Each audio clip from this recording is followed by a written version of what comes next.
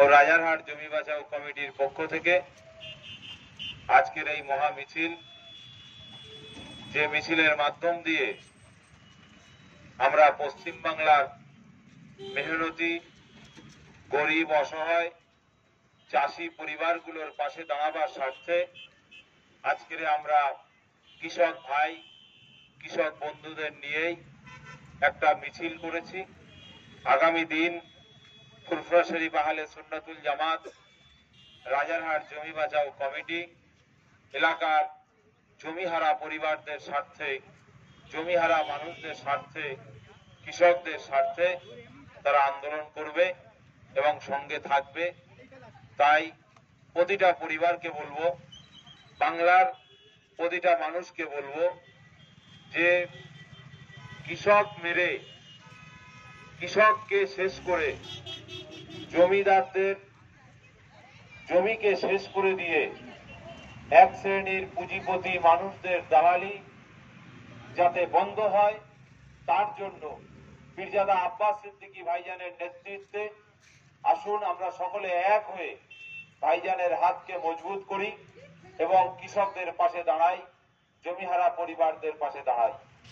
ভাবতে অবাক লাগে যে 34 বছর বামফ্রন্টের আমল পার হয়ে গেল, এই রাজারহাট কৃষকদের স্বার্থে যে সময় তারাও পথে নেমেছিল, তারাও আন্দোলন করেছিল, তারা বারবার একটাই আওয়াজ তুলেছিল বাংলার জনগণের কাছে, বাংলার মানুষের কাছে, যে আমরা কৃষকদের স্বার্থে আন্দোলন করব, কৃষকদের স্বার্থে লড়ব, কৃষকদের স্বার্থে আমরা সর্বসময় পাশে থাকবো কৃষকদের। এই কথা বলে যারা ক্ষমতায় এসছেন, তারা ক্ষমতায় আসার পরেও সেই রাজারহাট নিউ টাউনের কৃষকদের যে সমস্যা ছিল, সেই সমস্যা আজও পর্যন্ত রয়ে গেল।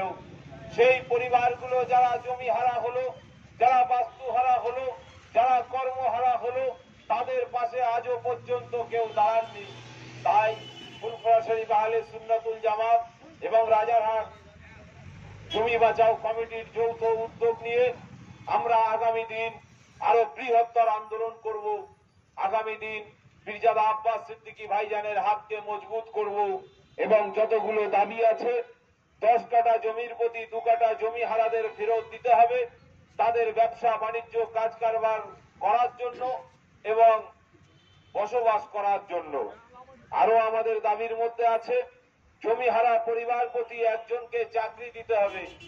আমাদের দাবির মধ্যে আছে যে সমস্ত জমির আজও পর্যন্ত হিয়ারিং হয়নি, সেই সমস্ত জমিগুলোকে ফেরত দিতে হবে এবং জমির পুনরায় ন্যায্য দাম দিতে হবে।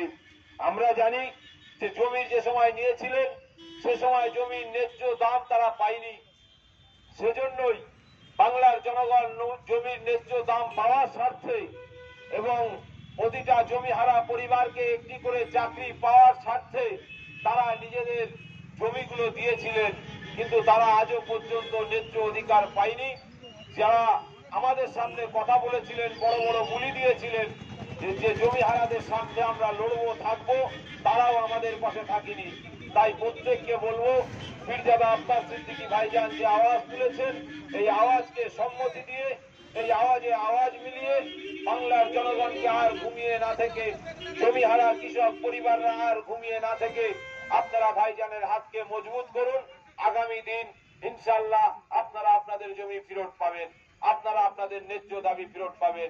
এই বলে সকলকে সংগ্রামী অভিনন্দন জানিয়ে আমি আমার সংক্ষিপ্ত বক্তব্য শেষ করছি। আসসালামু আলাইকুম।